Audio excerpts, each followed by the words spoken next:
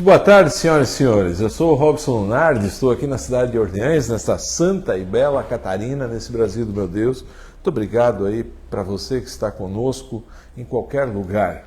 Seja aqui em Orleans, onde nós chamamos de capital da cultura, aqui está o Museu Ar Livre, aqui estão as esculturas do Paredão, aqui tem a Igreja Matriz, que é um belo cartão postal, tem a Janela Furada, que é o segundo cartão postal mais belo de Santa Catarina, segundo várias pesquisas que estão aí nas redes sociais. Em Orleans, o principal dessa cidade é a gente daqui, gente multicultural, polacos, letões, italianos, brasileiros, alemães, mas a mistura de tudo isso fez uma gente... Nós nem temos cultura, nós estamos em formação cultural. Você que está aqui, muito obrigado por sua audiência. Para você que está fora daqui, para você que está na América, para você que está na África, na Ásia, na Oceania, na Europa, em qualquer ambiente desse mundo, em qualquer planeta, em qualquer galáxia, seja bem-vindo. A partir de agora nós vamos iniciar o programa Café com a Guarujá. Eu passo a conversar com essa mulher que sabe tudo daquilo que fala, à frente do tempo, bonita, anda de carro, vai para Florianópolis, vai para Porto Alegre, mestre em Planejamento Territorial e Desenvolvimento Socioambiental pela UDESC, especialista em Engenharia de Controle da Poluição Ambiental pela Unisul, graduada em Oceanografia pela Univale e estudante de Direito da Unesc, eleita vereadora em 2012 e 2016, presidente da Comissão de Constituição, Justiça e Redação da Comissão de Fiscalização e Orçamento, líder da Rede de Ação Política pela Sustentabilidade, consultora de sustentabilidade e presidente da Fundação, presidente catarinense da Fundação Podemos. Muito boa tarde, Camila Nascimento, satisfação estar com você, seja bem-vinda, receba os cumprimentos de todo o pessoal aqui da rádio e do Ordenense. Seja bem-vinda. Muito obrigada, fiquei muito feliz pelo convite, Robson, de estar aqui hoje, falando um pouquinho. Escuto o teu programa, eu acho muito bacana, as histórias que são contadas aqui sempre enriquece a nossa evolução profissional e pessoal, então estou muito feliz de estar aqui dividindo esse espaço contigo. Você nasceu aonde? Eu sou de Criciúma. A minha família não é de Criciúma, a minha mãe é gaúcha. Gaúcha? A minha mãe é gaúcha. E acabou vindo para cá e a família dela é de Bom Jardim. Então ela nasceu lá, mas a família é de Bom Jardim da Serra. E o meu pai é da Içara. Então nós nascemos em Criciúma, mas eles não são exatamente daqui, da região. Ah, tua mãe é gaúcha da onde? A minha mãe é de Porto Alegre.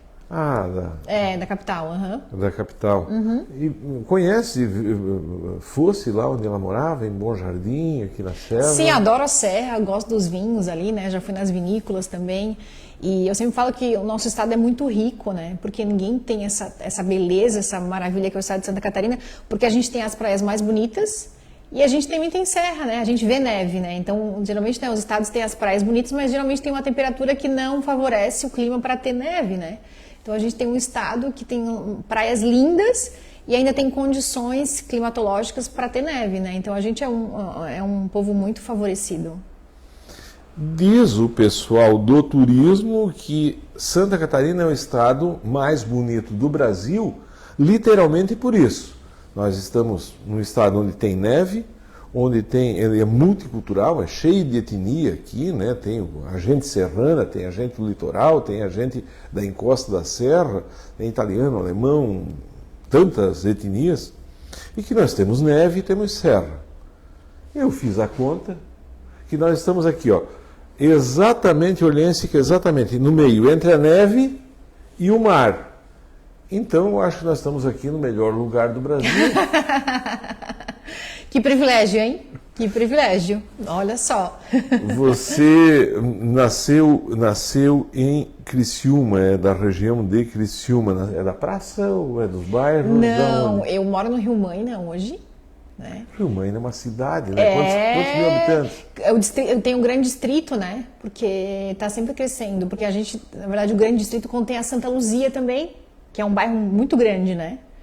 Então, tinha uma história uma vez que chegou a entrar em votação, né, para o distrito de Rio Maina separar de Criciúma. Eu lembro, fiz uma Mas é muito próximo, né? É muito próximo, né? Então, assim, tem uma distância razoável, mas é muito próximo do centro de Criciúma também, da cidade e tal. E aí teve essa história toda. Então, é um lugar muito grande. Então, o meu pai foi presidente do sindicato do Rio Mãe, né? Então, a gente veio morar ali. Sindicato dos Mineiros? Dos Mineiros, uhum. E a sede ficava no Rio Mãe, né? Ah, certo. Então, a gente vê... O Rio Mãe tem 30 mil pessoas, 50 mil pessoas, 100 mil pessoas, 100 mil pessoas, disseram, né? Não, Rio Mãe é grande, cresce demais, né? E aí, ali no sindicato, então, tinha uma legião de fãs, de associados. E a época que nós viemos para ali, que na década de 90, que estava no auge do carvão também, né? Criciúma, uma região carbonífera também, né? A economia vinha dali, depois que teve aquele declínio e tudo mais. Mas estava no auge, então a gente acabou mudando porque para ficar mais próximo do trabalho do pai também, né, da família, ficar mais próxima dele. E aí a gente ficou por ali. Mas antes a gente morava ali no bairro mais próximo do centro mesmo. Tua mãe? Oi? Você pode falar. Não, daí a gente acabou mudando para ajudar a logística do meu pai. Tua mãe? Minha mãe Eloá. É engraçado porque todo mundo me relaciona... Eloá. Voltou agora, Eloá? Voltou. Porque eu lembro quando a gente falava na escola, qual o nome da tua mãe, Eloá? Pouquíssimas pessoas tinham esse nome, né? E agora já tem vários bebês com o nome Eloá, né? E a minha mãe, ela se formou depois de ter criado os filhos, né? Nós somos em 3 lá em casa, então ela fez assistência social, ela se formou com 55. E meu pai se formou com 52 em administração. Os dois estudaram depois da gente estar formado, depois que os filhos se formaram, eles voltaram para estudar, né? Porque tinha dificuldade, né? Criar 3 filhos, sustentar a família. Minha mãe era costureira, então tinha dificuldade financeira também. Então, depois que eles formaram os 3 filhos, meu irmão é administrador, a minha irmã é fisioterapeuta e eu sou oceanógrafa, eles voltaram para terminar. E a minha mãe ficou 55 assistente social, meu pai 52 administrador. Fala com uma ternura da tua mãe, assim, eu visse ela costurando assim à noite em casa. Muito, assim, eles passaram muitas dificuldades. A minha mãe veio de uma família de 14 irmãos e o meu pai de 10. 14? Aham. Então uma festa de família lá. É uma família bem grande, isso mesmo. Eles são muitos irmãos. Então, assim, a minha mãe trabalhou desde muito nova, né? Trabalhava de empregada doméstica. Então, assim, sempre quis estudar, mas nunca teve oportunidade. E aí depois casou nova, teve os filhos, então teve que criar os filhos. Mas conseguiu realizar o sonho dela, que era voltar a estudar e fazer assistência social. Ela trabalhou muito tempo na Abadeus, em Criciúma, trabalhando voluntariamente. E eu fiquei muito feliz de vê-la realizando um sonho, assim. E sempre mostrou pra gente que a gente não tem que fazer esse cálculo do tempo e achar que é tarde para voltar e não vai conseguir. E os dois também. Meu pai também sentiu muita dificuldade na carreira dele por não ter uma formação. Ele sempre falou que às vezes ele perdia oportunidades, né, porque não ter uma faculdade. E aí ele falou, não, eu vou tirar esse peso de mim, eu vou me formar. E minha mãe era mais por um sonho mesmo, de ser o profissional da assistência social. E o meu pai pela dificuldade que tinha, né, de se apresentar e de falar e dizer que não tinha faculdade. Isso teve algumas barreiras que dificultaram o caminho dele e ele decidiu voltar a estudar. Mas ele foi vereador. Foi. Mas ele, por exemplo, ele teve uma oportunidade de assumir a Casan uma vez, mas ele precisava ter faculdade e ele não tinha. Ele precisava ter o 3º grau, ele não tinha e não conseguiu assumir.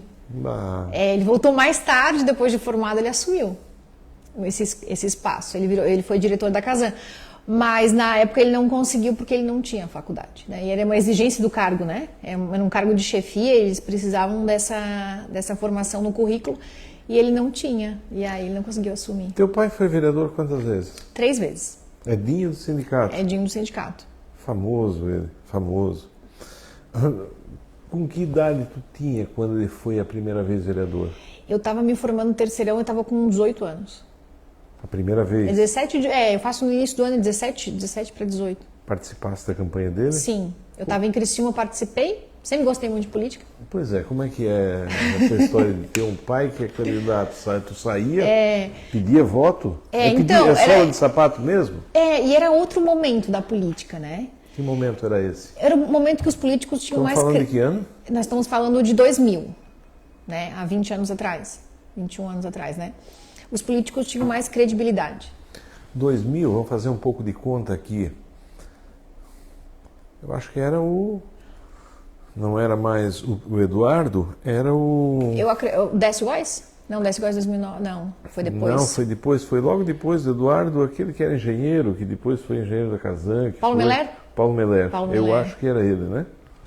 Agora eu não sei te fazer o cálculo Mas aqui afinal, também. era um mas momento... meu pai foi... Mas a briga, o que eu quero dizer é o seguinte, que a guerra política lá entre MDB, PT, depois apareceu o PSDB, sempre foi renhida e sangrenta. Ah, eu lembrei, foi o Antonelli.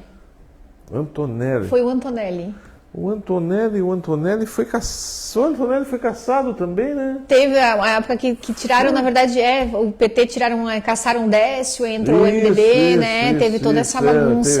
Teve. Foi assim, ó, a política, mesmo sendo lá atrás, não pensa o pessoal de hoje que ela nunca teve assim uma polarização, acho que esse é o termo. Tinha sim. Só que eu acho que a diferença é que naquela época tinha mais crédito político, né? Eu lembro que nas campanhas do meu pai, e até os candidatos, né, quando o prefeito ia na minha casa, e a gente se achava lisonjeada, nossa, o prefeito está vindo aqui, o prefeito veio na minha casa, os candidatos vieram na minha casa. Meio artista, né? Meio assim, né? Isso, vamos preparar uma janta, exato. Toma banho, Isso. Não se toma banho. Uma coisa especial, né? Isso, nossa, é uma pessoa especial. Um evento. Exatamente. O prefeito passou na minha casa, o vereador. Sentiu isso enquanto vereadora? Então, eu vi esses dois momentos de ver o pai vereador, né, de ter abrir as portas para os prefeitos e candidatos, né, esse momento que era mais, eles tinham mais crédito, e eu peguei um momento de transição. Assim, eu peguei um momento de transição, que as pessoas já estavam um pouco mais arredias na questão da política, né? Que certo. Nem todo mundo quer te ouvir, nem todo mundo tem tempo para escutar, nem todo mundo abre a porta para fazer uma reunião, para escutar o candidato. Eu já peguei um pouco mais de dificuldade, assim, né? Certo. Não era como era a época do meu pai. E para os últimos anos, daí a gente sentiu, assim, realmente um pouco até de agressividade, né, para a classe política. Que eu entendo, pelo que a gente vê, né, o que a gente está vivendo, e eu acho justificável, mas a gente tem que ter essa preocupação de saber que nem todo mundo é igual, né? Certo. Nem todo mundo está ali com um propósito, então a gente tem que ter esse discernimento de saber separar isso. Eu vou fazer um merchan aqui, gente. Quero pedir para quem estiver em casa aí, pega o celular, pega a tua rede social, manda lá para o grupo, manda para as listas de transmissão. Eu estou aqui conversando com a vereadora Camila do Nascimento, vereadora 2016-2012. Agora ela vai falar em seguida. Sabe tudo de meio ambiente. Minhas amigas donas de casa que precisam entender aquilo que nós falamos aqui no programa Cidade e Campo. Ela vai dar aula sobre isso. Quero pedir para o Cristian, para toda a produção aí, passar para a vereadora. O link deve estar chegando aí. Chegou aqui, já estou compartilhando. A gente vai passar. A vereadora trouxe um vinho aqui, ó. Vem para a terra de italiano trazer vinho.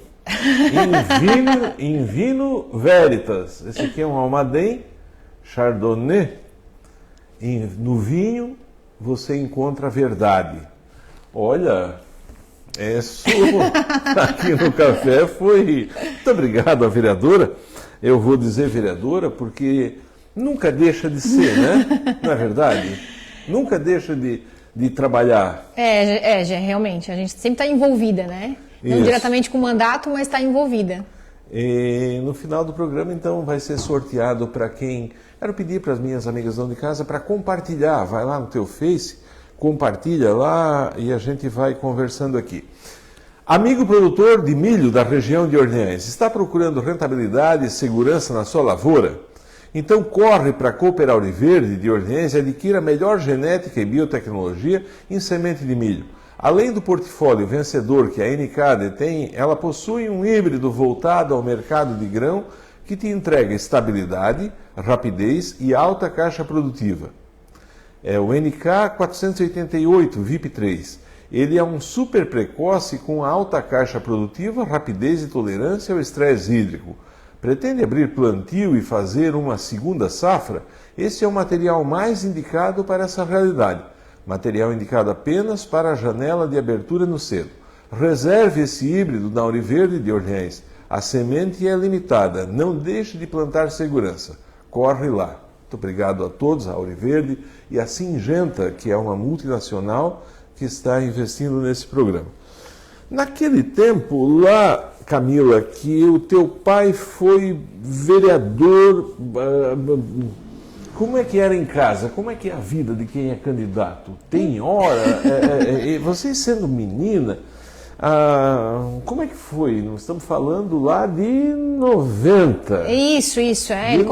Porque ele foi candidato em 2000, mas o que acontece? Ele sempre foi envolvido, né? Porque tu tem que ter um trabalho prestado, ninguém brota na política, né? Certo. Né? Geralmente é o caminho, né, normal de tu ter se envolver com a sociedade, ter um trabalho. Tem que ter um patrimônio político. Tem que ter. E ele tinha, então ele sempre foi envolvido. Mas é diferente, assim, eu vejo a diferença de ele candidato e de eu candidata, porque a minha mãe tinha muita dificuldade, porque nós éramos pequenos, né, em casa. Nós somos em 3 irmãos, eu tenho 6 anos de diferença para o meu irmão e 4 para minha irmã. Então nós éramos pequenos, e há 20 anos atrás. E a minha mãe tinha dificuldade, porque meu pai não vivia muito a vida familiar, né? Então, assim, eu vejo que naquela época ela não gostava tanto de política, mas não era a política propriamente dita. Era a ausência né? Era a política que tirava meu pai de casa. Então era essa ausência que ela não gostava. Porque ela adora que eu participe. Ela acha incrível, ela fica orgulhosa. E ela tinha uma resistência com meu pai. Né, pela essa ausência, e é uma ausência, né? Eu vejo que ainda mais a mulher que tem multitarefas, né, que tem que ter jornada dupla, então eu vejo a dificuldade que é participar politicamente. Então, assim, eu sinto também, senti falta do meu pai na época também, né, dele de não estar em momentos que deveria, né, especiais e tudo mais. Mas ele sempre teve espírito público e acabou se doando bastante para a vida pública. Onde é que você estava quando foi aberto as urnas, lá no ano 2000? Eu lembro que a gente ficou muito... Meu pai tem, até hoje, ele mantém essa tradição, né? Ele gosta de escutar sozinho. Ele não gosta de, né? Geralmente as pessoas vão para algum grupo, né? E eu também herdei isso dele. Ele não gosta de barulho nem nada, ele gosta de ficar ouvindo, né? Naquela época era rádio, hoje já tem aplicativo, né? Então é diferente. Mas naquela época a gente estava no rádio, ou os amigos começavam a ligar dizendo, o urna tal do bairro tal fez tanto, né? Porque eram mesários, alguma coisa, né? Tinha essa informação e acabava ligando e dizendo. Mas do meu pai, ele ficava em casa sozinho, até sair a última, né? Até fechar as urnas. Aí depois que fechava, daí acabava indo para a região central ali do Rio Mãe, né? Comemorar. O pessoal se encontrava ali, né? E fazia carreata. Mas a hora que ele somou lá na caneta e no caderninho, que viu que se elegeu, aí sai de lá. Aí sai. Eu falei, o meu pai, eu sempre falo para ele, ele ficava menos nervoso, porque ele sempre foi o vereador mais votado. Então ele sempre teve uma diferença muito grande para os outros vereadores. Lá no início ele já sabia que... Então, assim, ele já tinha mais ou menos... Já abria as urnas, ele já ficava muito bem colocado, né? Ele foi o segundo na primeira eleição dele e depois ele foi o primeiro, né? Então meu pai teve uma eleição dele que ele fez 4.700 votos. Então hoje, se tu for ver na última eleição de Criciúma, ninguém atingiu isso. Na minha, ninguém fez isso também. Então era uma votação bem expressiva. Então, assim, as urnas já se abriam, ele já mais ou menos conseguia fazer esse mapeamento. Já tô. Comigo foi mais sofrido, eu falo para ele, comigo era mais disputado. Só para ter uma ideia, tem municípios aqui, vamos dizer assim, Rio Fortuna, Santa Rosa de Lima, Pedras Grandes, Grão-Pará, tem menos votos que o teu pai. Que meu pai fez, né? É um número muito grande. Assim. Eu fiz a mesma quantidade nas duas praticamente. Eu fiz 2.100 nas duas. Nossa. E eu fui, assim, dos 17 vereadores, eu sempre ficava no meio, assim, né? Ficava em 8º, por ali. Sempre fiquei nessa posição, assim. Mas o que acontece? Na última, por exemplo, eles abriram numa região que eu não sou muito bem votada. Uma região que não é a minha região, né? Eu não saio com tantos votos de lá. Então eu não estava dentro. Quando aparecia, então eu não era vereadora eleita. Eu tive que esperar as últimas para estar dentro. E te deu uma choradeira? Daí dá aquela agonia, meu Deus do céu, não vai dar. E tu não sabe onde que abriu, né? porque eles não informam, né? Tu sabe que, tu imagina que seja um colégio eleitoral que tu não faça tanto voto, faz esse cálculo, mas tu não dá para saber, né? Pode ser que seja um lugar que eu tenha feito menos. A hora que veio também. E aí a gente tem que fazer aquele cálculo também do coeficiente, porque tu não sabe quantos vai entrar do partido, né? Porque a gente não sabe, né? Tem que fazer o cálculo. Então, assim, eu fui... a primeira vez, eu fui a primeira mais votada do meu partido. Então eu tô dentro, mas a segunda já foi a segunda mais votada. Deixa eu perguntar uma coisa. Edinho do sindicato, a gente vincula Edinho do sindicato a um partido de esquerda. Mas não. Mas o teu era PSD. PSD, um partido mais centrado, mais moderado, né? Isso, mas... Já. Gente, eu estou conversando aqui com a vereadora Camila Nascimento de Criciúma, ela é do Podemos. Em seguida nós vamos voltar aqui falando de política. Nós vamos ao intervalo na rádio e continuamos aqui na rede social. Você que está na 92.9, seja andando de carro, seja em casa, no escritório, em qualquer cidade aqui, tem que mandar um abraço sempre para o Padre Vilcionei. Padre Vilcionei lá de Araranguá. Muito obrigado pela tua audiência qualificada, Padre.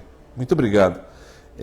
E a todos que estão conosco no nosso interior, tem muita gente aqui, vereadora, que ouve a rádio lá no curral da vaca, que comprou um radinho, e está lá tirando o leite da vaca e colocando lá. Muito obrigado a todos, a gente volta em seguida.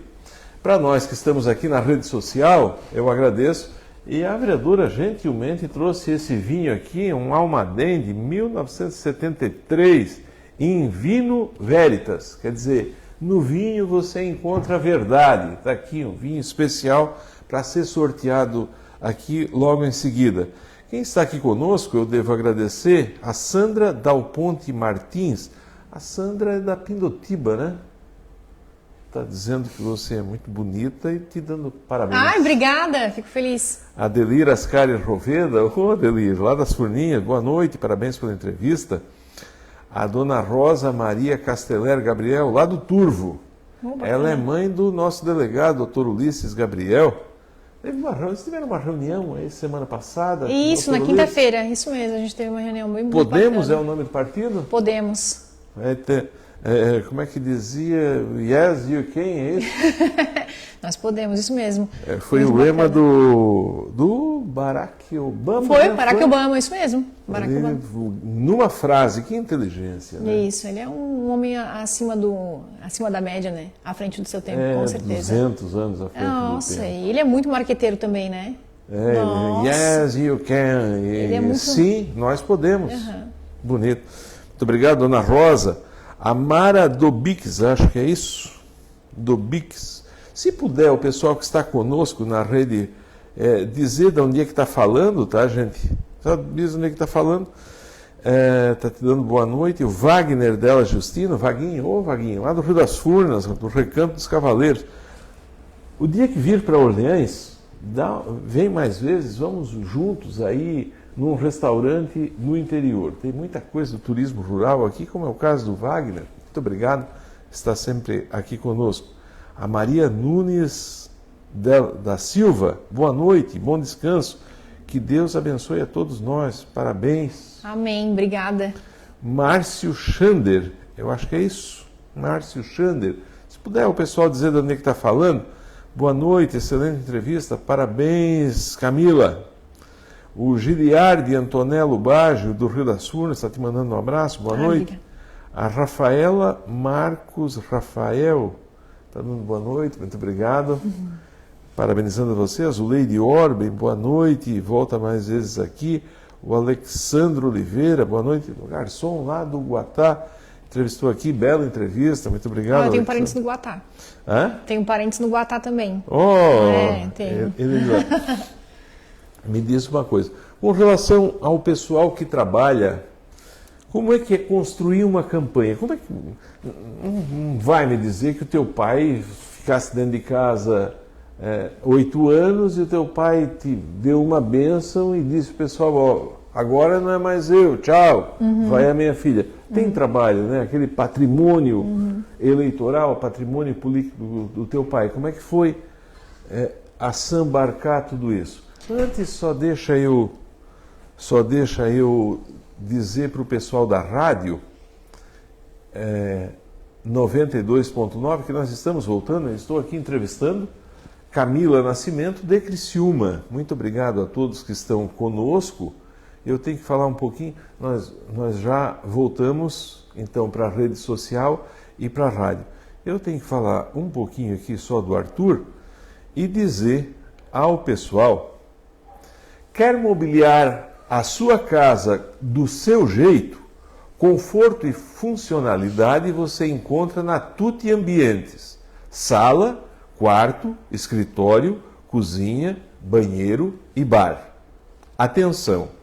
Presta atenção, todos os estofados da loja durante o mês de julho com 10% de desconto.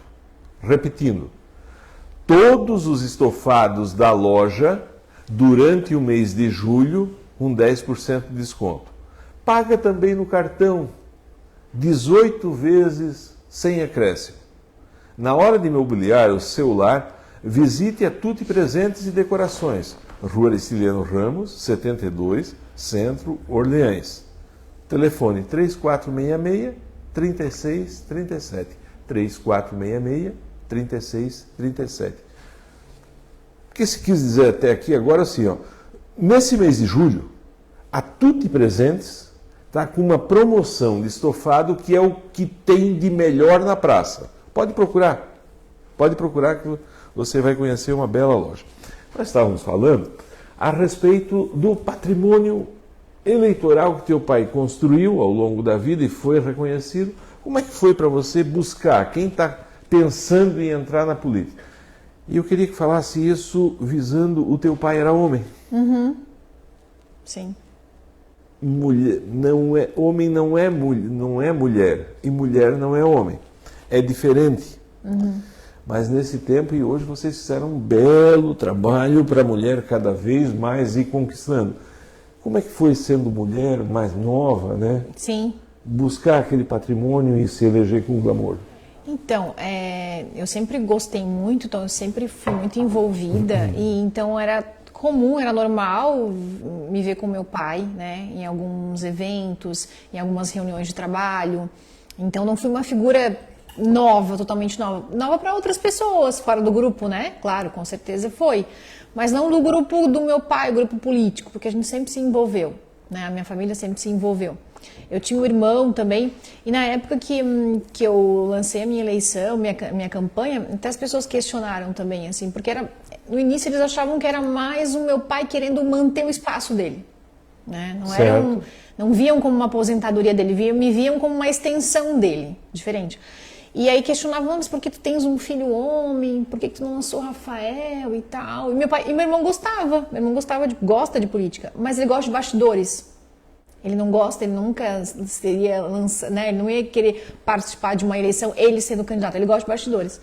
E meu pai falou, simplesmente porque quem gosta mesmo de política, da política partidária, de construção de partido, de nominata, é a Camila. Ela gosta, eu estou ajudando ela, porque ela gosta. E eu entendo que esse momento é importante para ela participar. Então, no grupo eu não tive resistência, porque eu já era uma figura, né, que circulava bastante. E para eu, na verdade, não só manter o grupo, mas encontrar outros eleitores também, eu acho que na primeira eleição tem muito de ser uma aposta. As pessoas precisam comprar a tua ideia, né? Porque tu não tem exatamente um trabalho prestado com mandato, né? Tu não tem uma prestação de contas, olha, eu com mandato, eu fiz isso e tal. Não, tu tem que lançar o teu projeto e tu tem que ser transparente, tu tem que ser autêntica para as pessoas comprarem a tua ideia, né? Quando eu for eleita, como é que vai ser a tua bandeira, o que vai ser, como é que tu vai trabalhar e tudo mais. Manter, sim, o eleitorado do meu pai, porque eu tenho noção disso, que eu fui muito abençoada pelo que ele trabalhou, ele me abriu diversas portas, eu tenho noção disso, e para mim é um privilégio, não é uma vergonha. Eu sempre falo, eu fico muito feliz, né? De ele ter feito uma caminhada. Honrado. Exatamente. Então, assim, exemplo para ti? Muito bem. E aí, Então, o que aconteceu? Então, foi mais as pessoas comprarem a minha ideia. Eu acho que quando tu é honesto, quando tu é verdadeiro e tu é transparente, tu não vai ter dificuldade. Agora, quando tu cria um personagem, sim, porque, né, ele tem um tempo tu vai conseguir manter aquela figura. Vai ter uma hora que tu não vai mais conseguir. Mas eu acho que quando tu és autêntico, eu acho que aquilo se mantém. E aí eu fui para minha primeira eleição assim, e foi uma eleição que não tinha muita rede social, porque hoje a gente vê que a eleição a comunicação. não tinha rede social naquela época, assim, tava, né, óbvio que tinha, mas não com essa força. As pessoas gostavam de conhecer. Não tinha lista de transmissão, né? As pessoas tinham santinho, papel, impresso, era conversa. sola de sapato. É isso. A minha primeira eleição foi aquela de 90 dias, né? Aquelas 3 meses. Eu peguei uma eleição assim com 90 dias ainda. Então tinha mais tempo, né? Então a gente ia de casa em casa, fazer aqueles arrastão nos bairros, nas ruas. Bandeirada, Criciúma é bandeirada. Bandeira, a gente fazia na porta das universidades, das escolas. Quem era o teu candidato a prefeito? Foi o Clésio na época. Na verdade, o Clésio lançou o Márcio Burgo na primeira. Certo. Né? Que a gente, na verdade, teve uma eleição em fevereiro em Criciúma. Ah, verdade. Lembra que ele foi cassado? Eu fiz, na verdade, campanha já eleita. Porque foi uma eleição ali em fevereiro, março, início de março. Então foi o Márcio Burgo, meu prefeito. Meu primeiro, né, pela coligação, foi o Márcio. Mas lá em Criciúma dá briga também entre a militância. Eu fui uma vez apresentar um programa, eu não lembro se era na Eldorado, apresentar, tinha um jornal e tinha direito de fazer uma pergunta. Eu acho que era uma Delor Lessa e fomos... Estava lá embaixo as duas turmas para governador. Eu vi tomate lá, desaforo, briga. O pessoal, né, às vezes fica forte, forte. Tem esses momentos, assim, mas foi uma eleição bem atípica, né, porque daí foi em fevereiro. A tua bandeira era qual? Então, é engraçado, porque no início, quando as pessoas me perguntavam isso, eu falava, não, mas eu não quero ter bandeira, porque eu achava que era meio um rótulo e parecia que me engessava, sabe? Porque parece assim, a minha bandeira é educação, aí parece que eu não consigo mais atuar em outras áreas, né? Certo. Então eu não consigo falar de saúde, eu não consigo falar do meio ambiente, eu não consigo... Então aí falou, não, gente, eu quero construir com vocês uma plataforma, né, para a gente conseguir discutir várias temáticas e entender outras que a gente não tem tanta facilidade, porque é óbvio que não vou conseguir discutir cultura, por exemplo. Eu tenho que estudar primeiro para discutir, eu não consigo discutir com tanta habilidade com outros assuntos. Então eu sempre falava, não, né, eu não vou ter bandeira e tal. E é engraçado que durante um mandato acaba que tu vai indo para uma linha, né? Eu sempre gostei muito de educação, eu fui professora já também, e mesmo sem ter essa bandeira destacada, assim, foi a área que eu mais atuei, porque eu acho que a resposta para tudo é a educação. Né? Então, assim, gosto de sustentabilidade, porque a minha formação no meio ambiente, eu acho que é um pilar importante. Mas eu acho que a educação é a resposta para tudo. Vamos falar de meio ambiente? Vamos. Meio ambiente é um assunto complexo. Demais. Nos últimos anos, sempre se falou. Mas eu acho que foi a partir da Rio 92, né? Exatamente. Teve maior repercussão, né? Agenda 21. A Agenda 21 foi a Rio 92 que ela trouxe conceitos como sustentabilidade, aquecimento global e nisso a gente... Vamos olhar para frente. Existe aquecimento global? Então, tem várias linhas, né? Tem gente que não acredita no aquecimento global. Eu acredito. Você acredita? Eu acredito. Tem alguns fenômenos, se a gente observar, tem alguns fenômenos que não existiam e agora existem, né? Essa mudança brusca de temperatura. Eu lembro que, e todo mundo vai lembrar, que uns anos atrás a gente tinha as estações muito bem definidas. Tu sabia quando começava o inverno e quando acabava, né? O outono, a transição ali, né? O outono e a primavera que são, né, mais uma transição. A gente sabia, a gente estava definindo. Agora não. Porque tu tem dias muito frios no verão, aí tu não consegue, daí tu tá no outono muito gelado, aí tu entra no inverno que não é tão frio, né? Tu tem dias frios, mas aquela estação muito bem definida que nós tínhamos há 10 anos atrás não existe mais, né? Tá mudando com o tempo. A temperatura, os graus estão subindo, de ano para ano vai aumentando, né? A gente tem vários lugares no mundo que tem um pouco mais de cuidado com isso, que a França é um país que cuida muito da questão climática. Então, eles percebem que lá na França está aumentando de 2 a 3 graus por ano as máximas, né, que não existia. Não é, né, eles estão... O pessoal do agro diz que a França derrubou tudo lá no passado, que não tem mais reserva ambiental. E Macron, né, que ele disse que a soja brasileira representa o fim da destruição da Amazônia. E aí é lógico, são sempre dois lados da moeda, né? Mas o pessoal do agro, e falam isso uma tese assim, que até merece ser vista. Sim, eu respeito, na verdade. Eu acho que a gente tem que entender os números, é o que eu acredito, mas não quer dizer que também... Eu acho que é importante a gente ir para uma discussão de cabeça aberta e de entender. Sim. E hoje eu posso te dizer que eu acredito, mas amanhã eu dizer, não, olha, né, a gente comprovou aqui que não existe, que é outro fenômeno. Eu acho que é importante isso, a gente não ficar na bolha, não entender que é só isso. O James Lovelock, ele é um cientista que ele lá no final da década de 90, início dos anos 2000, 2006 especificamente, se estudou muito isso, ele falando que existia o aquecimento global, né, que o mundo tenderia e aí tem alguns seguidores dele, como Frei Leonardo Boff, e como outros, dizendo que o mundo passava por um aquecimento global, que nós estávamos caminhando para o final da humanidade, que até o ano 2020, 2000, colocando assim projetos assustadores, os livros estão lá, e que não se confirmaram, né? Não se confirmaram a esse respeito. Mas tem alguns resultados de tudo isso que a gente comprova aqui em Orleans. Esteve sentado nessa cadeira há alguns dias o reitor do Unibave, ele é doutor em animais, em saúde animal, veterinário, doutorado, ele segue. E eu discutia com ele um problema ambiental que tem aqui em Orleans, no caso, que é uma superpopulação de capivaras. Capivara sempre existiu aqui na nossa região, capivaria é o nome, né? Sim. Mas tinha predador natural, como o puma, no caso, né? E que ia lá, comia alguns filhotes e o ambiente ia ele ia se equilibrando, e ao longo da história da Terra se viveu assim. Se derrubou as margens do rio, né? Se plantou lavoura, se plantou capim, e a população deu uma superpopulação de capivara. Nós temos um ambiente, vai em Tubarão, por exemplo, lá você vê lá na praça, transmite doença.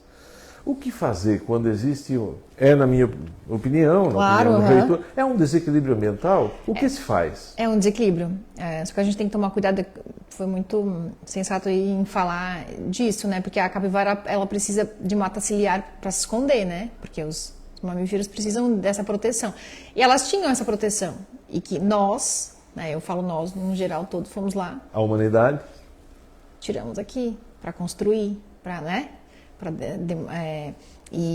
Bem, enfim, com outros objetivos aí não tão bons assim, porque eu acho que precisa ter o desenvolvimento, precisa, né? A gente precisa desenvolver, a gente precisa economicamente progredir, mas conciliando com quem chegou antes que a gente também, né? A gente precisa respeitar também o espaço. Certo. Então a gente tirou também isso dessa população de capivara na questão da mata ciliar, que elas precisavam para se esconder. Um dos outros predadores da capivara são as serpentes, né, as cobras venenosas, digamos. Eu lembro que na minha adolescência a gente via muita cobra. Hoje eu não vejo cobra. Né? Eu tenho uma afilhada de 8 anos, nunca viu assim uma cobra. Tem uma função na natureza. Exatamente. Né? Então, né, se tu vai lá, então tu acaba matando as cobras e tudo mais. Era um predador da capivara, por exemplo, né? Então, assim, é um desequilíbrio que precisa ser muito bem avaliado e estudado.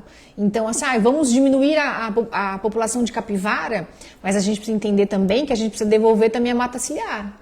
Né? A gente não pode ir lá no problema, porque a gente vai ser muito pontual e a gente esquece às vezes de fazer um cálculo que é um ecossistema inteiro, né? Que a capivara tem um participa. Livro, né? A Teia da Vida do Capra, eu acho, né? Eu não sei te dizer agora, porque olha, só a pessoa que não é boa de memória sou eu. O Capra tem um livro que chama Teia da Vida. Ele diz que a gente está tudo ligado como uma teia. Não vai lá e mexe numa coisa que toda... Ou tu colocar uma espécie que não é dali, né? Uma espécie exótica, traz uma espécie exótica, desequilibra todo um ecossistema que foi construído durante anos, né? E a gente lembra que há alguns anos teve a questão do caramujo africano, que... Isso! Né? Que ele não era... Exato, ele não é daqui, né? E trouxeram essa espécie para cá. Então, assim, não tem como tu trazer uma espécie que não é dali, quem é o predador dela, qual é a alimentação dela, qual é o ambiente dela. Então, tu desequilibra todo um ecossistema. Então, tu tem que fazer um cálculo muito bem feito para tu não resolver um problema pontual e criar um outro, né? Então, assim, eu acho que a Nova Zelândia, eu não estou enganada, não quero, se alguém souber da informação, não existe cobra na Nova Zelândia. Não existe. Não tem cobra lá. Bom... Não tem cobra na Nova Zelândia.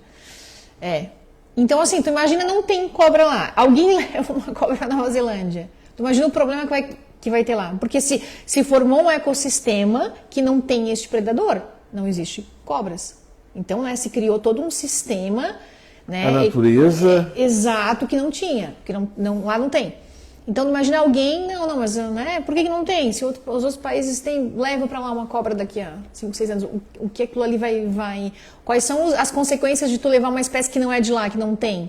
Então, tem que ter muito cuidado com isso. Assim, eu admiro quem trabalha exatamente com essa área, que faz esses cálculos, porque é uma engenharia, né, de tu fazer um cálculo certo, de que vai dar resultados, que vai diminuir uma população, vai aumentar uma outra. Às vezes tu resolve um problema e cria um outro...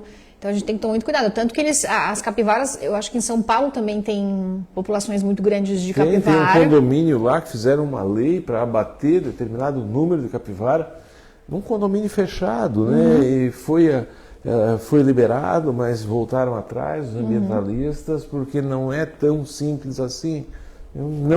E tem questão, como tu falou, né? Elas transmitem doença, né? Então, assim, é uma questão sanitária também. Então tem que tomar esse cuidado, né? É um problema de saúde pública? É um problema de saúde pública. A tua formação... Fizesse faculdade quando já era vereadora ou estava estudando e vereando ao mesmo tempo? Não, eu entrei na faculdade com 17 e eu fiz oceanografia e eu queria fazer ciências políticas, que na Univale também tinha. Porque era uma coisa que eu gostava. Oceanografia? Tinha oceanografia e tinha ciências políticas, duas coisas bem extremas, né?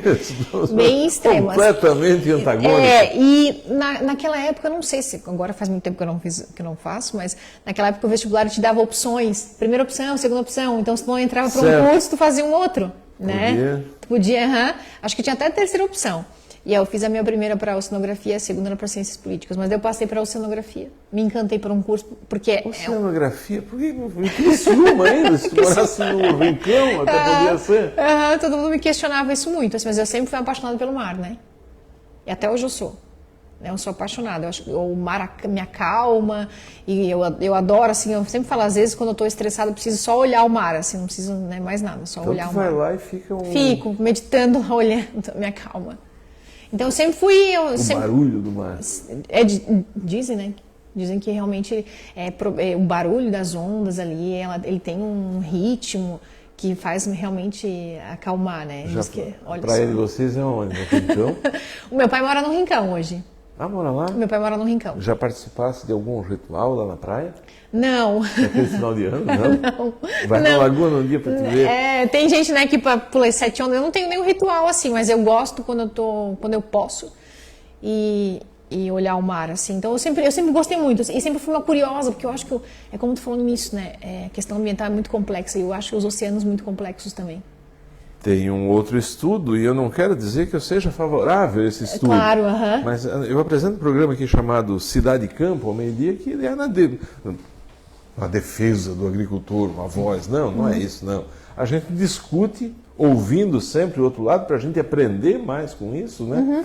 E o pessoal me colocaram lá em alguns grupos de discussão a respeito do agro, do Estado, mas é um lado, enxergando um lado, que é o lado do agricultor. Eles mostram lá que realmente cuidam do meio ambiente, são gigantes, essa é uma outra discussão. Por outro lado, tem vários artigos que chegam que dizem o seguinte, por exemplo, que a Amazônia não é o pulmão do mundo. que quem gera o oxigênio é o oceano. Sim. As Que é algas. bobagem, é mentira assim que o pessoal, que a Amazônia gera o oxigênio do mundo. Pelo contrário, diz que gera gás carbônico. Como é que é assim, para ti que é oceanógrafo? Então, a gente sempre... e claro que as informações, elas mudam muito, né? Claro. Né? A gente pode estar discutindo uma coisa aqui, amanhã vem um Daqui a estudo... pouco, um minuto depois... Exatamente. Então, eu sempre falo, olha, a informação que eu tenho hoje... Mas eu lembro de estar na faculdade e a gente aprende desde pequeno, né? Que é Amazônia, as florestas e tudo mais. E o que acontece? Eles realmente têm uma produção de oxigênio muito alta, as florestas têm, mas elas gastam muito com decomposição também, né? A questão de que há muito descarte, a decomposição de animais que acontece Sim. ali, então elas acabam fornecendo oxigênio, mas elas gastam oxigênio também. E a produção do oceano é mais limpa, como se fosse, né? Eles acabam fazendo essa captura de gás carbônico. Não é a água, são as algas, São as algas. Então existe essa captura de gás carbônico pelas algas e essa liberação. Então é como se fosse uma produção mais limpa, né? Porque ele vai liberando, enquanto que as florestas elas liberam também em grande quantidade. Só que acaba que elas também acabam pegando essa quantidade que elas produzem para elas próprias, né? Porque existe quando tu decompõe, a combustão gasta muito oxigênio, né? Então qualquer tipo de combustão que tem decomposição nas florestas, elas vão captar o próprio oxigênio que elas estão produzindo. Então a gente tem aí estudo que as florestas produzem 54%, que o resto é os oceanos. Mas daí tem outro cálculo que diz não, que os oceanos fazem 90% e só 10% as florestas, porque os 54% elas pegam muita parte para elas também. Não, então tem isso também, né? Mensurar isso é difícil, assim, mas que os nossos oceanos com certeza têm uma produção assim. Que o pulmão do mundo são os oceanos, até pela quantidade, né? O planeta é azul, por quê? Porque o planeta, eu não entendi até hoje porque eles chamam planeta Terra, né? Planeta azul, não né? Não tem nada de água, de terra, ele é todo azul, né? Quem olha maravilhoso, lá... né? Não, lindo. E o que aprendesse? Assim, o que te encantou lá na faculdade de Oceanografia para quem está em casa e quer cursar? É uma faculdade maravilhosa. É maravilhosa porque tem muita parte prática. Eu acho que as pessoas pedem muito isso, né? Os cursos, assim, tem a parte prática. Eu acho que a oceanografia, ela oferece muito isso. A gente fazia muita saída de campo, a gente conheceu o litoral todo de Santa Catarina, a faculdade era em Santa Catarina, então a gente conheceu o litoral... Itajaí? Itajaí. Não tinha na UFSC, hoje já tem na Federal, oceanografia, mas naquela época só tinha na Univale. Grafia escrita, oceano... O estudo dos oceanos, né? O estudo dos oceanos. E é muito amplo. Quando eu fiz, era obrigatório, eram 5 anos integral. Então, muito... é uma medicina. Nossa, é medicina. Era 5 anos integrais. Então, o que acontece? Eram 5 grandes áreas, então tu fazia a formação base ali, que tem, para quem não gosta de cálculo, não faça oceano, né? Quem não gosta de cálculo, física e matemática, não faça, porque tem muito. Ela é exata? Era da área das exatas. Porque para te calcular uma maré, para te calcular um comprimento de onda, meteorologia, precisa de muito cálculo, né? Muita física. Que horror, eu pensei que fosse uma coisa... Muita química, questão da composição da água, né? Química, então, tem muito. Então, a base da oceanografia, muita gente desistiu quando eu entrei. Porque pensa que vai ser mais na... Humanas. Exato. Sociologia, a parte história. ambiental e tal, biologia, né? A parte de biologia. Dos animais história. marinhos, exatamente, não. Não, muita química, muita... O meu pai, quando eu era museólogo, meu pai dizia, tá, mas tu faz o quê? Eu sou museólogo. Tá, mas tu trabalha no quê? Eu faço relatório, eu faço estudo, a gente faz laudos. Tá, mas trabalhar mesmo. O que é que você trabalhar mesmo? O que faz um oceanógrafo? Então, como tem essas 5 grandes áreas, que aí tu tem que... Hoje na Oceano, 2021, tu faz a base e tu escolhe uma área. Na nossa, tinha que fazer as 5, por isso que ficavam 5 anos e o curso era integral. Hoje o curso está mais enxuto, porque eles viram que era muito tempo, né? E na minha época eu tinha que fazer todo. Então, por exemplo, tem gente que se formou comigo que trabalha embarcado, em plataforma de petróleo. Então, Que loucura! Tem gente que trabalha embarcado para plataforma de petróleo. Então, a Petrobras faz concurso para oceanografia. Faz. E aí... Isso que é 200 quilômetros lá dentro do mar. Sim, fica 28 dias lá e 28 dias em terra. Porque é muito, né? Não dá para ficar indo e voltando, então eles ficam trocam os turnos de 28 e 28 dias. Vocês chegaram a visitar? Para a oceanografia, a gente tinha que fazer horas de embarque, era obrigatório. Por isso que eu falo que é um curso muito bacana, porque tem que fazer horas de embarque.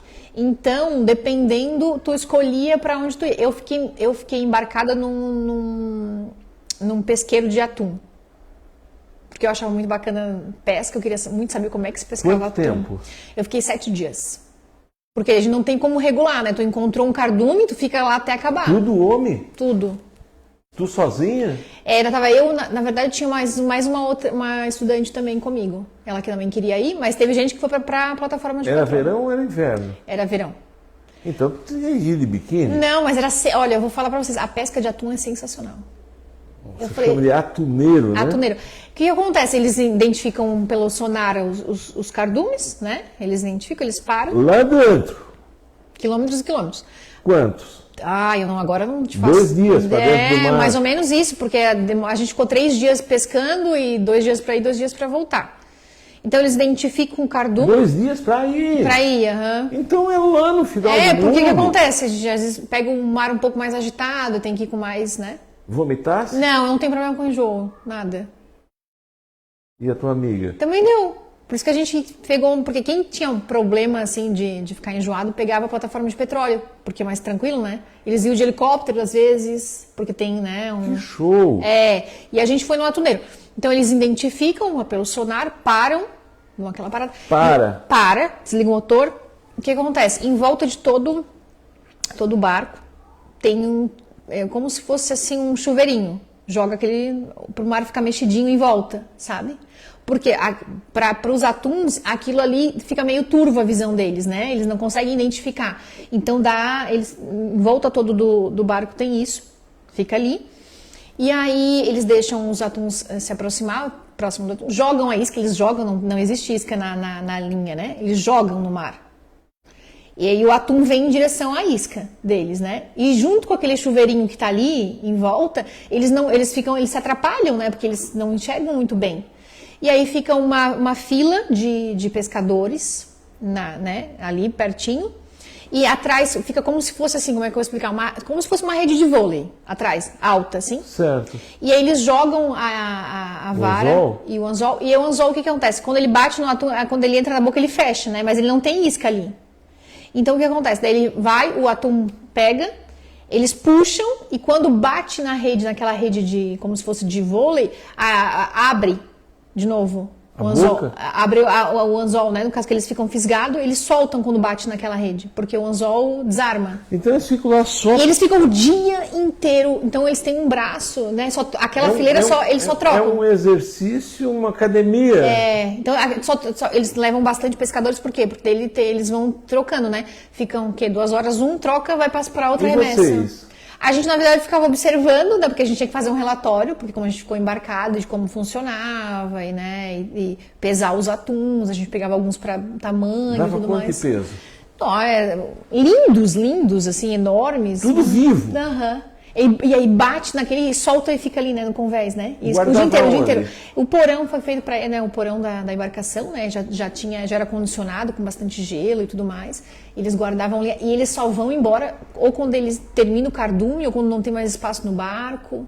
Chega a encher? Chega a encher, dependendo do cardume. Porque um atum é um peixe muito grande, né? Quantos tinha numa embarcação dessa? Não, eu não tenho nem, vou te dizer que 15 era pessoas? A tripulação? A tripulação eu acho que tinha uns 20, mais ou menos. 20 porque então, é muito cansativo, né? Porque o que acontece? Eles têm que aproveitar, né? Não dá pra ir embora porque tava cansado, né? Eles têm que aproveitar, esgotar, né, ali. Troca, vai trocar, tá cansado, troca, outro descansa e vai. Alguém entregando água exatamente, É rapidinho, e é rápido, né? Porque como eu falei, não tem ficar esperando pegar, bateu na água e já fisgou. Então é rápido. São pescadores. Exatamente, jogou na água e já puxou, assim, então é muito... São pescadores. Você estava de biquíni? Não. Moletom. 20 pessoas lá no meio do mar ainda. Moletom, blusa comprida e tal, porque também respinga muito, né? E o mar lá... O atum tem uma carne mais escura também, né? Então, assim, respinga muito. Ah, isso sim. Sushi de atum era... Sushi? Sashimizinho, né? Que eles faziam aqueles cortes na hora, o peixinho fresco, né? Ah, o marinheiro, chama marinheiro esse? Eu acho que é, né? Parte da tripulação, assim, né? Tripulação de pescador.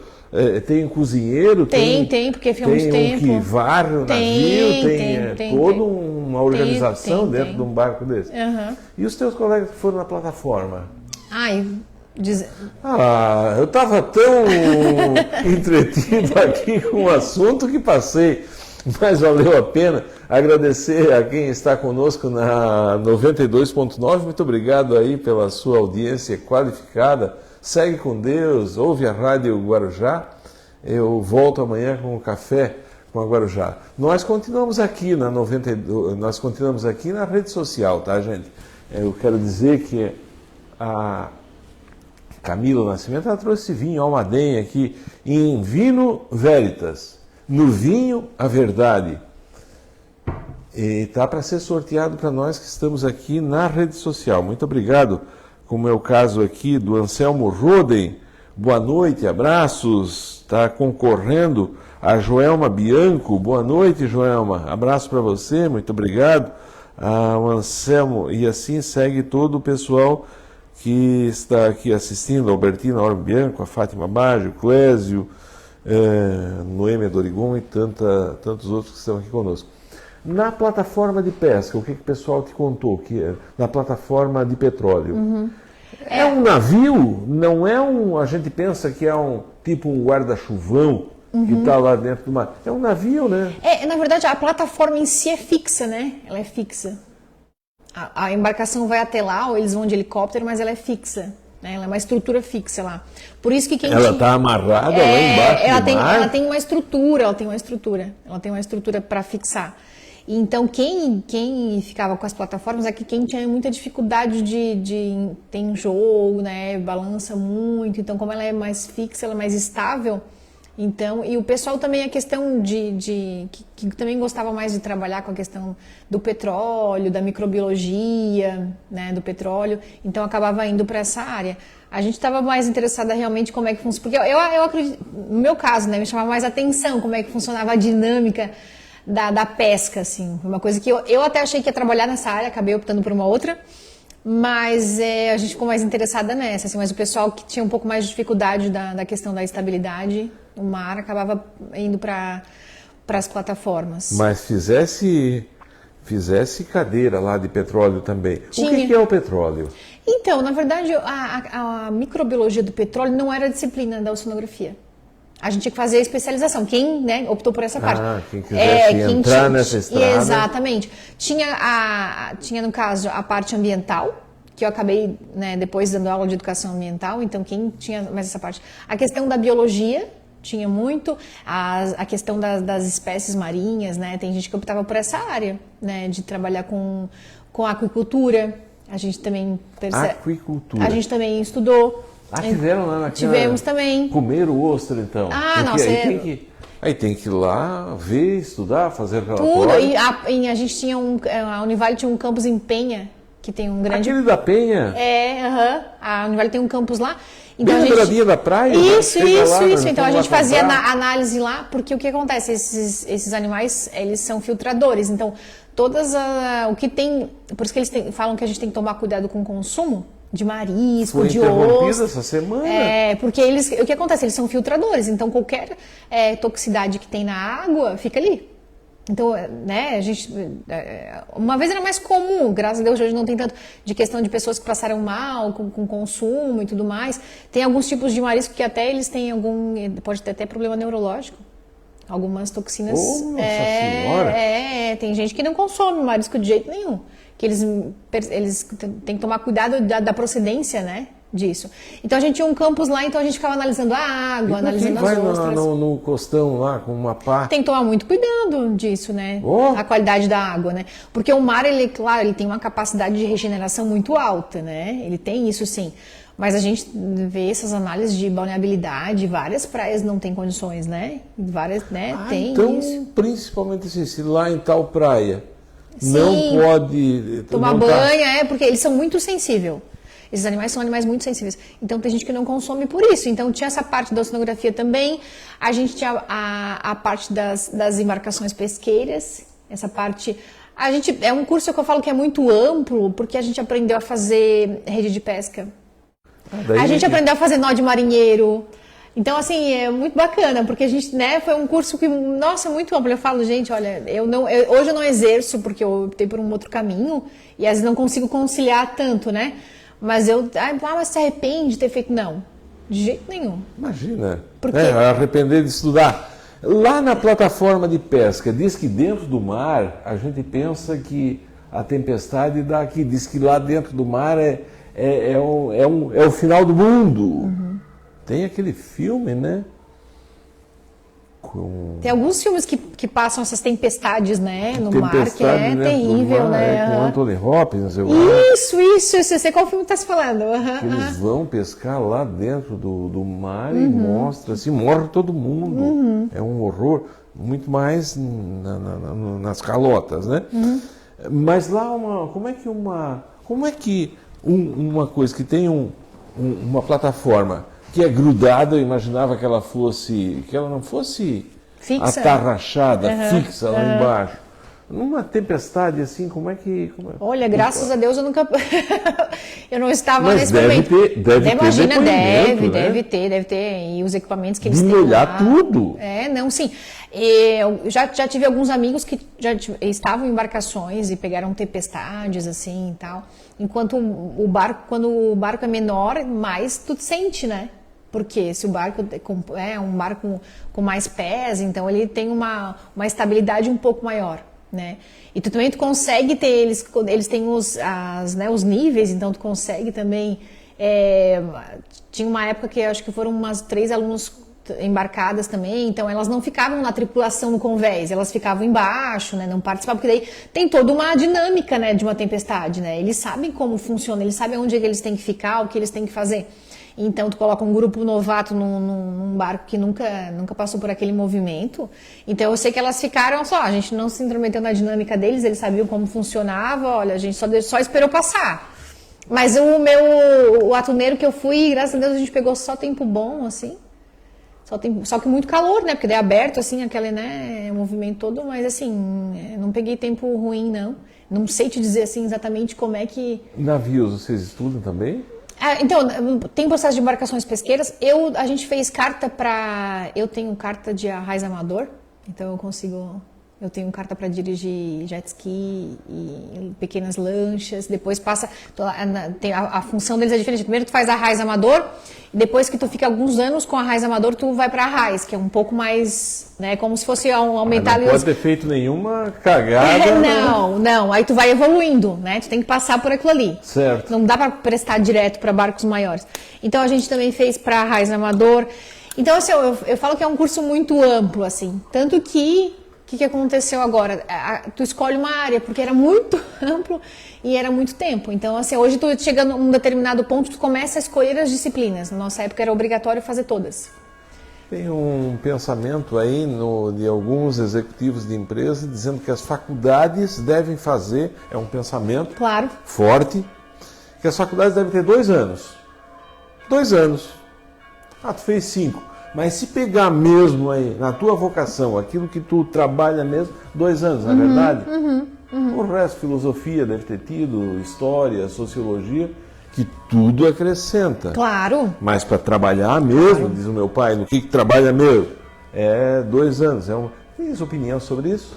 Sabe o que é engraçado? A gente estava discutindo isso também. E até eles estavam falando que essa geração Z, né, a nova geração aí... Cringer, agora você vê Cringer. Então, o que acontece? Elas têm eles querem logo o imediatismo, né? Isso. Não é mais a nossa geração que conseguiu ficar dentro de uma sala de aula, 5 anos estudando integral e Sociologia. Exatamente. Então, hoje o pessoal tem mais urgência. Filosofia. E tudo muda muito rápido, né? Tudo muda muito rápido. Tu fazer uma faculdade de 5 anos é tu engessar um conhecimento, né? E amanhã a gente vai acordar com uma outra informação que tu acreditava que até ontem que era desse jeito e agora tá diferente. Então eu acho que a oceanografia já mudou, né? Como eu te falei, hoje tu faz as matérias base, porque tem que ter, né? Claro, tem que ter a base ali, e tu escolhe só uma. Eu fiz, por exemplo, uma matéria, eu estudei aves marinhas. Não era uma coisa que me interessava na época. Eu tenho até dificuldade para identificar as aves marinhas, confesso, porque não era uma coisa que eu gostava. Né? Era uma coisa que eu já podia excluir do meu currículo, porque eu não tinha vontade disso, assim, de saber e tal. Enquanto tinha outras pessoas na minha sala que viraram especialistas, né? Nos atobás, nos petréis, mas eu não. Então já era uma coisa que se eu pudesse tirar da minha formação, eu poderia, né? Eu já tiraria, vamos lá para outra área, né, e tal. A questão, por exemplo, eu já me interessava pelos animais marinhos, né? As baleias, de tudo Criciúma mais. aqui com toda a gentileza, e eu estou só te interrompendo e por contramão, volto um outro dia aqui para mim te ouvir e só concordar contigo. Tens opinião formada a respeito daquela tartaruga que alguém tirou do nariz dela um pedaço de plástico sangrando, deu asas para os ambientalistas falar tudo contra o plástico. E nós temos hoje aqui assim, ó, desemprego aqui de Orleans, gente, de Orleans. Sacola plástica, canudinho, talherzinho, não é talherzinho, talher, aquele mais caprichadinho, coisa, por conta de que aquilo vai parar no oceano, por culpa do plástico. E nós aqui perdendo emprego, nós somos polo, Orleans, Criciúma, São Gero, Uruçanga, são polo de plástico no Brasil, o primeiro do Brasil, hoje já tem outros. O que para o ambientalista, que muitas vezes nunca plantou uma árvore, é importante ter, é importante o Greenpeace, tudo é importante ter essa frente ali para dar um equilíbrio, não é só fabricar plástico também, né? Mas diz que está enchendo o oceano de plástico. E quem joga, eu conversei com o Mário Schlickman, favorável, e diz ele que no futuro vai ser plástico descartável, mas não se tem hoje uma outra opção. Não é melhor se estudar educação ambiental para não jogar o plástico no lixo, para reciclar tudo isso? Tens opinião formada sobre isso? Eu acredito que a gente precisa desenvolver, sim, a gente precisa estar preocupada com as pessoas, com os empregos, sim, e dá para evoluir, dá para crescer economicamente e dá para ser sustentável também. A questão das pessoas, as pessoas precisam ter consciência que faz mal, sim, a gente precisa ter uma educação ambiental mais efetiva, mas o que a gente sabe, por exemplo, dessas ilhas que tem, né, as ilhas do Pacífico, as ilhas de plástico que eles comentam, e hoje eles já conseguem ver que a grande parte não é plástico, é rede de pesca. Né? Então a gente está, né, falando do plástico aqui, mas a grande maioria lá já se sabe, né, hoje que tem muita parte daquilo é rede de pesca. Então a gente culpa o canudinho, né, descarta o canudinho, mas e as redes de pesca? Será que a gente está indo pela frente correta? Né? Então assim, a gente tem que conscientizar, tem sim.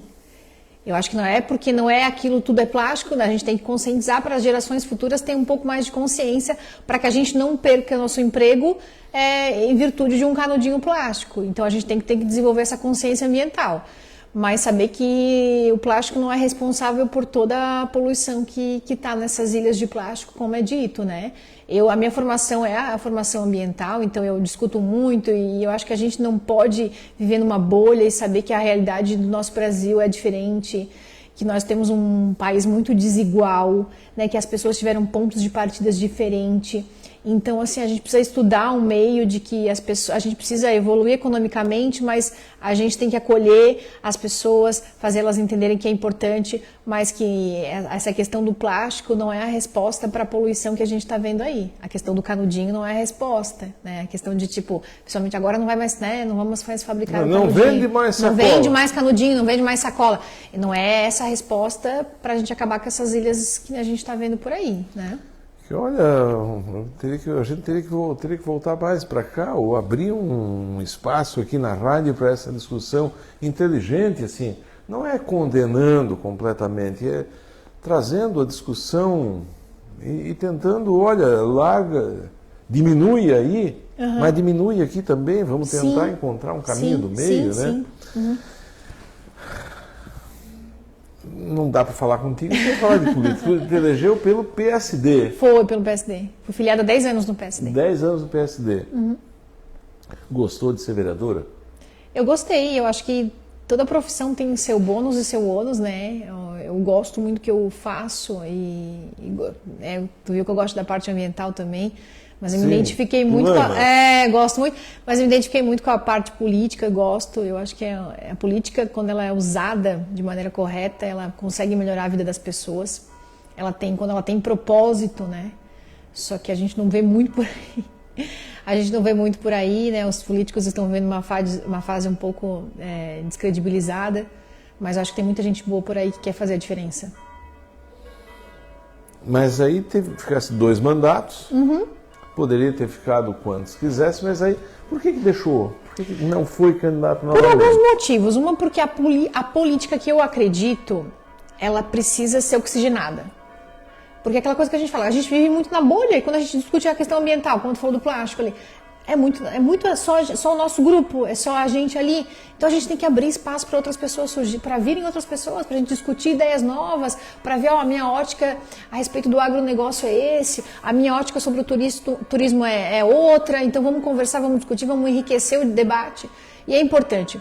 E eu entendo também que quando tu está no mandato é mais fácil a reeleição, né? É mais fácil tu usar os instrumentos que tu tá ali para ir para uma outra eleição. Tu tem uma facilidade. É claro que nem todo mundo consegue a reeleição, sim, mas é uma facilidade. Então, se a gente não abrir mão, se o político não dizer, não, vou abrir mão, vou abrir um espaço para que outras pessoas participem, vai ficar sempre a mesma roda de pessoas, né? Sempre, né, ali pula de um para outro, mas fica sempre com os mesmos figurões, né? E outra coisa também, além de eu acreditar nessa oxigenação de ideias, e não só dos jovens, porque eu não acho que só o jovem tem boas ideias, tem ideias novas, né? Eu acho que não independe da idade. A gente quer pessoas novas na política, não novas, né, de perfil do jovem em si também. E outra coisa que eu acredito é que, por exemplo, eu quero participar da política estadual. E a gente sabe também que é um lugar um pouco mais fechado, que nem sempre tu tem espaço para participar. E aí é uma coisa que eu estou lutando por um espaço estadual e não abro mão do meu municipal, né? Eu quero ser deputada estadual, mas eu quero continuar com o meu cargo de vereadora. Então, assim, seria uma hipocrisia da minha parte. Então, assim, eu vou, sim, lutar por um espaço a nível estadual, mas eu vou fazer esse gesto de abrir mão do meu espaço para que outra pessoa ocupe, para que esses gestos aconteçam com mais rotina, digamos Sempre assim. Sempre tive a ideia assim, que poder não se passa, não se abre mão, o poder fica, aumenta. É assim, né? Geralmente, não é? É verdade, é verdade. Tanto que quando eu fiz esse gesto, as pessoas falavam, Camila, mas aí tu parou com a política, né? Tu se aposentou. Eu falei, não, eu não estou com mandato, mas eu estou na política. Porque a gente não vê muito isso, né? Não vê muito a pessoa sai porque perdeu, conta porque se aposentou. Os dedos de uma só mão de Santa Catarina. Joelma Bianco, boa noite, parabéns para você. Antônio Bega Krajewski, deve ser polaco, lá do Chapadão, eu acho. Polacado, está junto conosco.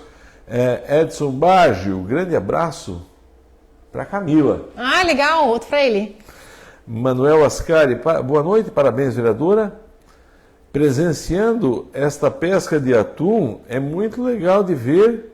Eu vi uma reportagem, é uma loucura. Abraço para vocês. Eu acho que ele viu lá. Não, é muito bacana. Não, tem no YouTube vários vídeos muito bacana. Tem vários documentários, né, de pesca, né? Pesca marítima. Isso lá. Eu fico pensando comer aquilo, né? Frito na banha. Não, e fresco, né? Fresco, né? Porque peixe fresco não tem nada igual. Não tem nada igual. Qualquer coisa. Vá pra terra. Não, fresquinho. Teu pai pesca? Não.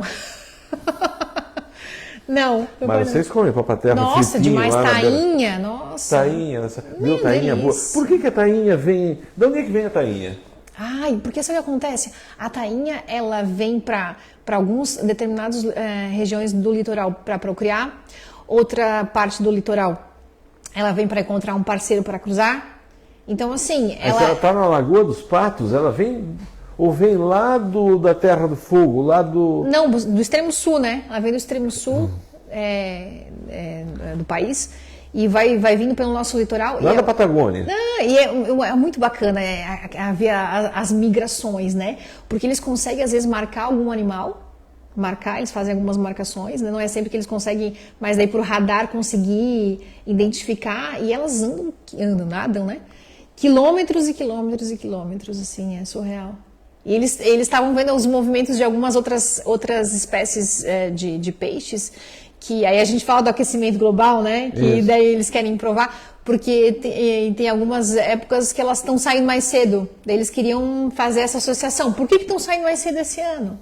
Porque elas já fazem o cálculo que elas vão encontrar dificuldades para atravessar certas regiões. Então, como elas têm essa percepção, como que o cardume tem essa percepção? Como tem. Eu estava no Campo Bom pescando, eu, pescador do Campo Bom, meu genro, tomando cachaça de manhã já. Fomos, sei lá que hora era, alguém passou nós olhamos, teve uma revoada de aves, assim, dessas aves marítimas, pato, tudo que é tipo de bicho, indo lá para o farol, que lá que eles se agasalham. Pouca demora, veio um pescador com a rede atrás dele e disse, ó, cimando porque vai dar pedra. Uma pedra? Tá louco? O que é isso? Tá usando a droga que ele está usando, está fazendo um efeito contrário. Aí, vamos embora, né? Armou uma trovoada, deu uma chuva de pedra que quebrou tudo. Aí a percepção das aves, né? Eles conhecem o tempo. Como é que eles fazem isso? Então, eles são indicadores, né? Tem alguns, como eu te falei, com a minha dificuldade com aves, né? Eu não é uma. Isso. Formiga também. Assim, tudo, né? Eles mudam de comportamento. A gente estava falando, né, antes do programa começar aqui, a questão da poluição, que tem algumas espécies que são bioindicadores. E uma não é só que eles mudam a questão da fisiologia, mas eles também mudam de comportamento com a poluição, por exemplo. Eles mudam de comportamento. Então, tem algumas mudanças. Então, eles conseguem. Essa percepção, a questão da mudança atmosférica, eles têm essa mudança, assim. Então, por isso que eu falo. O oceano, para mim, assim, é muito complexo, muito maravilhoso, porque tem uma infinidade de coisas que tu aprende todos os dias, né? É muito maravilhoso, assim. As espécies são muito inteligentes e a gente estava fazendo uma analogia esses tempos de que na política tem muito tubarão. Aí me perguntaram, né? Porque como eu sou sonógrafa, Camila, o que tu acha que na política tem muito tubarão e tal? Eu falei, mas olha, o tubarão, ele é um dos animais mais inteligentes, na minha opinião. Porque o tubarão, inteligente. Porque o tubarão, o que acontece? Ele falam que ele é um grande caçador, né? O tubarão é um grande caçador, predador, mas o que acontece? Ele só preda animal que não vai dar trabalho para ele. Tipo assim, que já tá assim, meio doentinho, porque ele não quer gastar muita energia. Entendeu? Então ele não é aquele, né? Quando não é uma onça que vai correr atrás, não sei quantos quilômetros, um guepardo, não. O tubarão, ele não gasta energia predando e caçando algo. Não, ele não quer. Ele vai lá. Porque ele tem que ficar o tempo inteiro acordado, né? O tubarão não dorme, né? Ele fica o tempo inteiro acordado, então ele gasta muita energia. Dorme? Não, ele tem que ficar ativo o tempo inteiro. Então, o que acontece? O peixe não dorme, né? Como ele gasta muita energia, ele não vai querer gastar a energia dele predando algo que vai dar trabalho para ele. Então, ele vai só o quê? Predar o quê? Animal fácil. Tá, mas você falou que o tubarão não dorme, mas o peixe dorme? Eles não têm pálpebra. Não, mas ele descansa, digamos assim. Ele para, ele tem um momento que ele para, né, de nadar, né? A gente já viu Certo, vai lá no fundo. Na inércia, né? Tem alguns, o linguado que fica no fundo, né? Certo. Né? Então, tem alguns animais que tem esse tipo. O tubarão não. Você já viu um tubarão parado, assim? Tá sempre nadando, né? Ele não para. Ele não mesmo. para, ele tá sempre nadando, né? Ele gasta muita energia nadando. Então, assim, como ele gasta muita energia nadando, ele não vai gastar energia para predar. Então ele só vai pegar os peixes que estão doentes já. Né? Não está vindo. Nós estamos aqui num papo, nem falamos de política, hein? Só falando de peixe, pesca. Não, mas. Não podemos? Não podemos. Tivesse uma reunião essa semana. Você teve.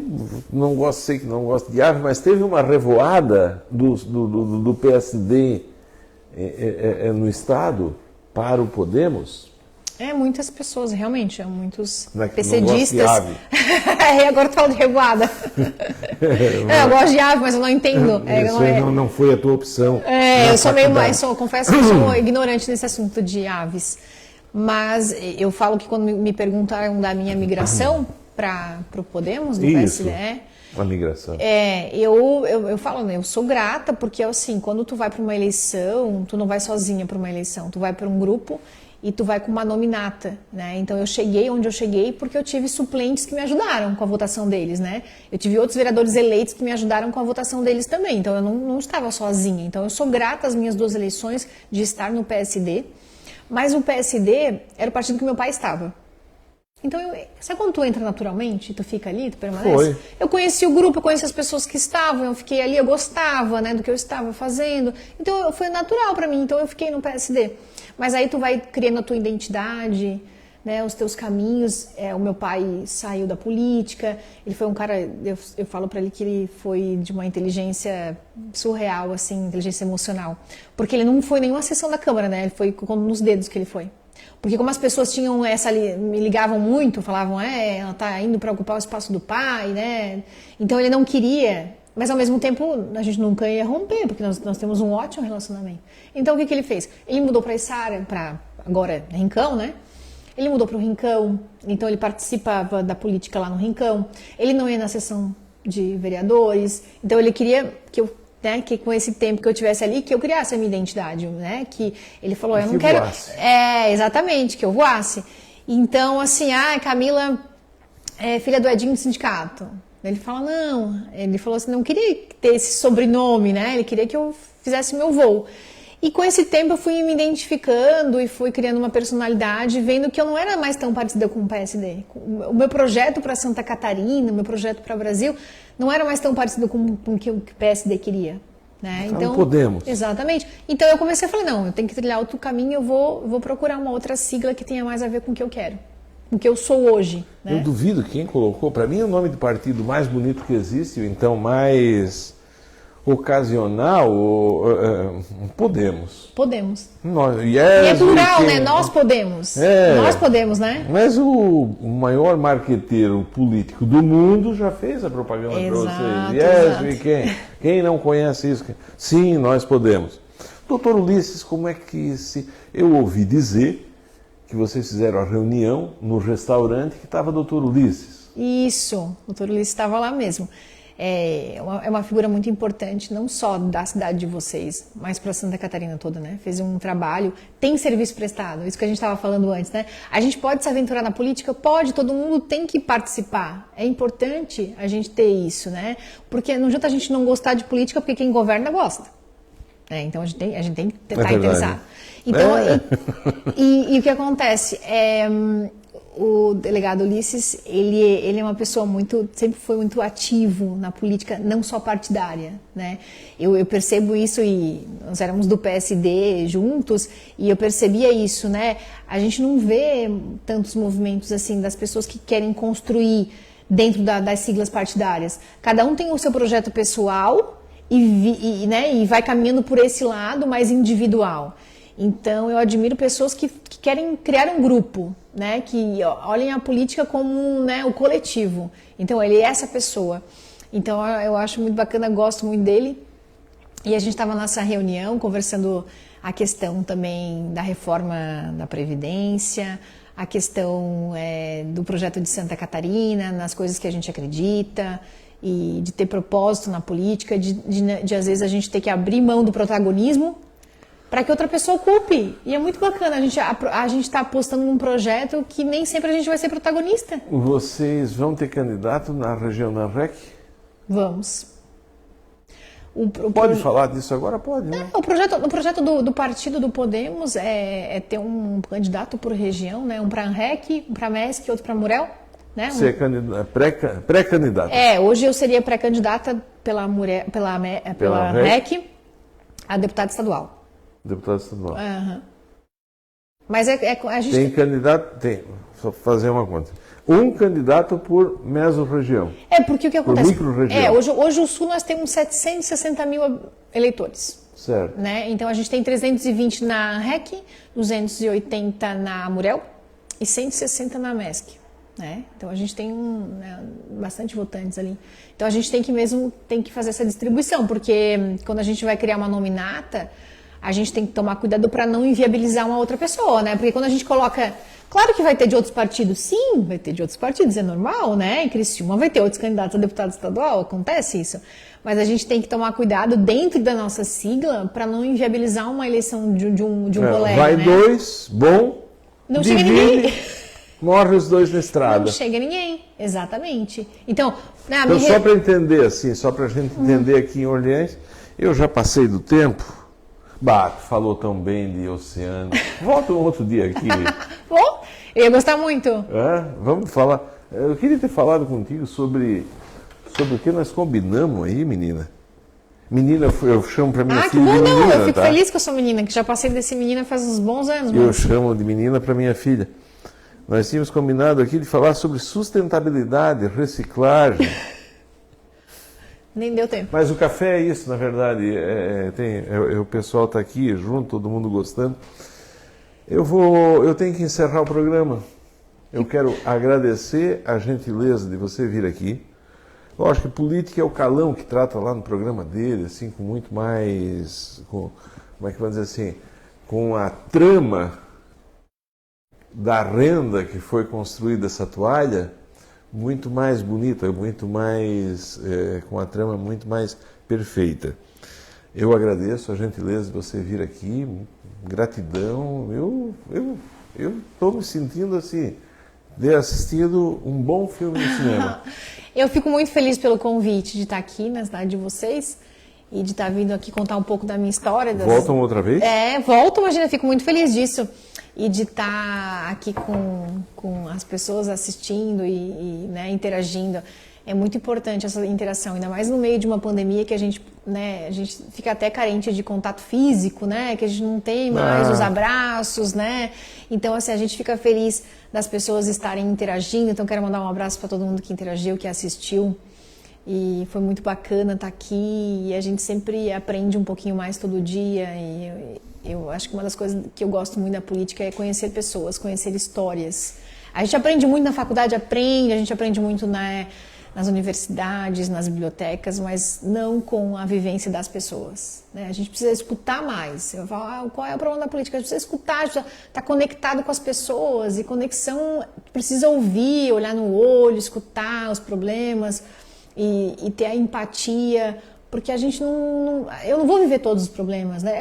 Por exemplo, eu me formei sem dificuldade. Meus pais passaram muita dificuldade, mas eu não, né? Eles conseguiram eu ter estudando numa escola legal, bacana, de qualidade. Então, quando tu consegue essa vivência de gente que não teve as mesmas oportunidades que eu tive e saber que a gente precisa melhorar muito para que todo mundo tenha o mesmo ponto de partida ou o mesmo ponto de chegada. Então, é ouvir mais as pessoas, sabe? E é uma coisa que eu gosto muito. E esses momentos, assim, proporcionam isso para mim. Então, eu sou muito grata ao teu convite e estar aqui contigo, te ouvindo também. Foi muito legal. Da mesma forma também, chegou, Iago? Já chegou, né? Está aqui. Pessoal, Anselmo Roden, querido amigo lá de Braço Norte, está sempre por aqui. Eu acho que é a primeira vez que o Anselmo ganha esse vinho. O maior jornalista que tem no Vale do Braço Norte. Muito obrigado, Anselmo, por estar aqui. Se você não ganhou, todos os dias a gente faz um café especial aqui. Sempre o convidado sempre traz alguma coisa com o coração junto. Como é o caso dessa simpatia de pessoa que esteve aqui hoje, Camilo Nascimento, que dá para dizer pré-candidata. Eu não sei se a gente pode, eu acho que pode, né? Pré-candidato todo mundo né? É isso? Na verdade, Na época da política, eu podia falar assim, eu sou pré-candidato, não pode dizer que é candidato, porque a gente tem um período, né, de colocar o nome à disposição, mas na verdade o que Ou então, você entrou, dá para dizer assim, você entrou no Podemos pensando em ser pré-candidato. É uma intenção, né? Tendo a intenção, se não puder dizer isso, então... Não, mas eu tenho a intenção, sim, de ir para essa eleição, de ser eleita deputada estadual. Mas é tudo construção, né? Porque a gente não chega em lugar nenhum sozinha, então é tudo construção, entender os movimentos, entender o que as pessoas querem. E é isso, mas estou feliz dessa nova empreitada, desse novo desafio, é um partido novo que a gente ainda vai construir juntos com muitas pessoas bacanas aí, mas estou bem feliz. Anselmo, passa por aqui amanhã pegar. Lembrar a todo o pessoal que já ganhou algum presente aqui, passa por aqui, a gente vai dar 2 ou 3 dias, depois a produção vai falar melhor sobre isso. Tem um monte de brinde aí que foram sorteados e que estão aí pendentes, tá? Muito obrigado a cada um de vocês. Prometo voltar amanhã, se Deus quiser. Depois vai lá e responde, tem várias manifestações aqui. Vou sim. Responde para todas as pessoas que estão lá, são fãs aqui do programa. Eu volto amanhã, se Deus quiser, e Deus quer, porque Deus sabe que a gente é gente do bem e só quer o bem dessa terra. Forte abraço, fique com Deus. Tchau, gente, continuamos juntos.